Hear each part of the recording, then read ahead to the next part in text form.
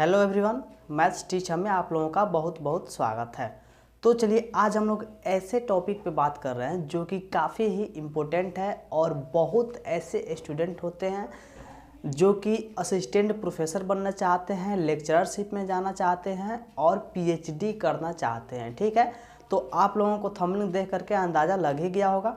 तो चलिए हम लोग CSIR नेट का हम लोग सिलेबस पर चर्चा करते हैं और जानते हैं कौन से आपके ग्रुप से कितने नंबर के क्वेश्चन एग्जाम में आते हैं। ठीक है, तो चलिए हम लोग ध्यान से देखते हैं। ठीक है, तो देखिए यहाँ पे आपका CSIR नेट मैथमेटिकल सिलेबस जो है इस पे ध्यान से देखिएगा।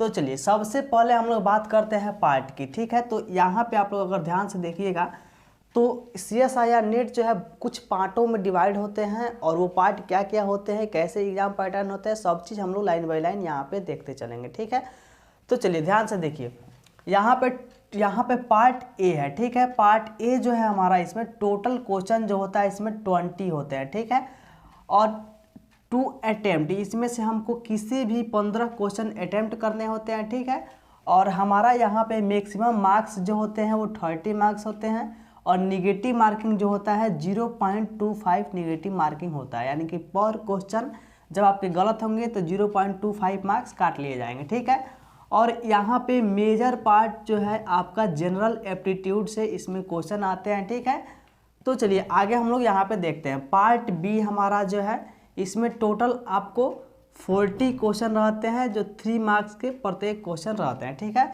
जिसमें से आपको किसी भी 25 क्वेश्चन को अटेम्प्ट करने हैं और आपको इससे आपको मिलेंगे टोटल 75 मार्क्स। ठीक है, और यहाँ पे आप लोग निगेटिव मार्किंग की जब बात करें तो यहाँ पे 0.75 मार्क निगेटिव मार्किंग होता है, यानी कि प्रत्येक गलत आपको आंसर देने पे 0.75 नंबर काट लिए जाएंगे। ठीक है, जबकि प्रत्येक सही क्वेश्चन को देने पे आपको 3 मार्क्स मिलेंगे। ठीक है, चलिए, और यह जो आता है हमारा ये पोर्शन ग्रुप बी जो होता है हमारा प्योर मैथ का होता है। ठीक है, चलिए उसके बाद हम यहाँ पे पार्ट सी देखते हैं। पार्ट सी जो है आपको टोटल 60 क्वेश्चन रहेंगे और 4.75 मार्क्स के एक एक क्वेश्चन रहेंगे। ठीक है, और टोटल आपको 20 क्वेश्चन अटेम्प्ट करना है, यानी कि 60 क्वेश्चन में 20 क्वेश्चन, सोचिए 20 क्वेश्चन अटेम्प्ट करने हैं और टोटल आपको यहाँ से 95 मार्क्स मिल जाएंगे। और इसमें नो निगेटिव मार्किंग, इसमें एक भी निगेटिव मार्किंग नहीं होता है ये। ठीक है, 20 क्वेश्चन आप कोई भी अटेम्प्ट कर सकते हैं। ठीक है, और ये भी आपके प्योर मैथ से रहेंगे।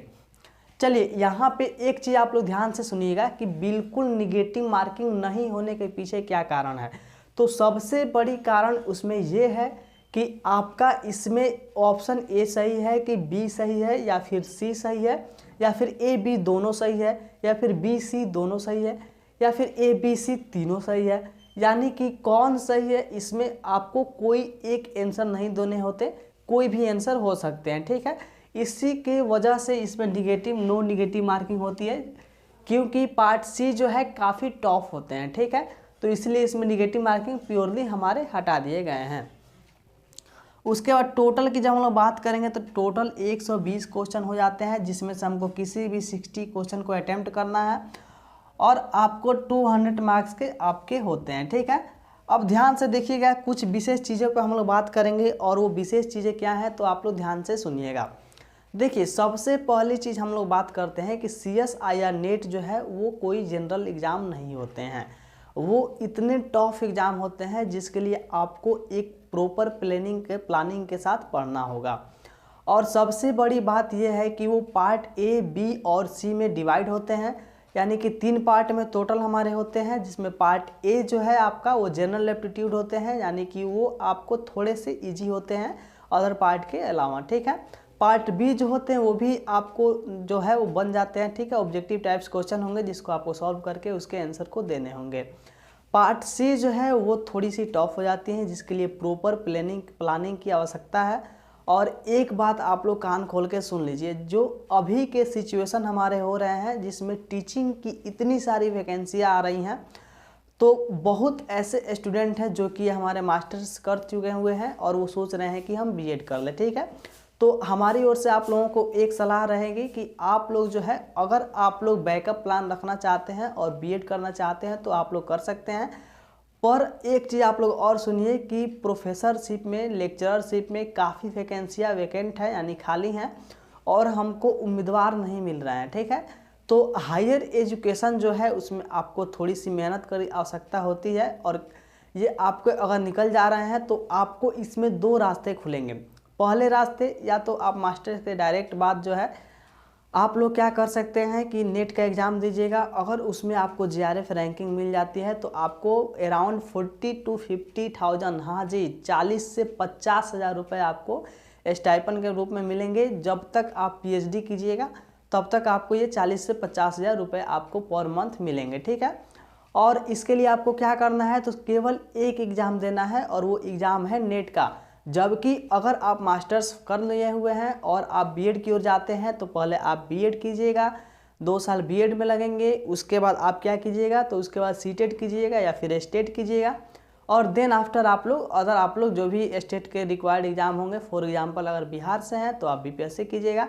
उसके बाद आप टीचर के लिए एलिजिबल होइएगा। जबकि यहाँ पे सीधी आप नेट कीजिए या फिर JRF कीजिए, डायरेक्ट आप या तो असिस्टेंट प्रोफेसर बनिए या फिर आप PhD के लिए जाइए। तो आपके लिए बेस्ट ऑप्शन हमारे हिसाब से CSIR नेट है।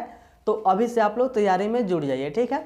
चलिए कुछ की पॉइंट को हम लोग समझते हैं जो कि काफ़ी इंपॉर्टेंट है। तो देखिए यहाँ पे अगर आप लोग नोट में ध्यान से देखिएगा तो ड्यूरेशन ऑफ टाइम जो है टोटल आपको 3 आवर दिए जाएंगे एग्ज़ाम के लिए। और टोटल क्वेश्चन जो है 120 क्वेश्चन है, जिसमें से आपको 60 क्वेश्चन को अटेम्प्ट कर सकते हैं। और टोटल मार्क्स जो है आपके 200 मार्क्स के होंगे, ठीक है। वैसे तो 480 या फिर 500 के आसपास पूरे नंबर होंगे, लेकिन आपको 200 के ही बनाने हैं, ठीक है।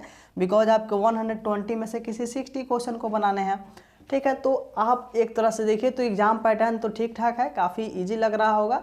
लेकिन आपको यहाँ पे पूरे 11th ISC, पूरे BSc, पूरे MSc, यानी कि आपको बेसिक कॉन्सेप्ट सबके क्लियर होने चाहिए, ठीक है।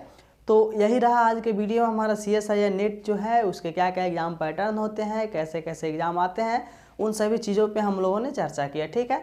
अगर आप लोग मैथमेटिकल साइंस के स्टूडेंट हैं तो हम आप लोगों को जितने भी सिलेबस होते हैं, for example part B part C में क्या क्या पढ़ने हैं, कौन कौन बुक पढ़ने हैं, किस टॉपिक का किस बुक का वेटेज ज़्यादा है, सभी पे हम लोग ब्रीफ एक वीडियो लेकर आएंगे। तो आप लोग हमारे वीडियो के साथ देख सकते हैं, ठीक है।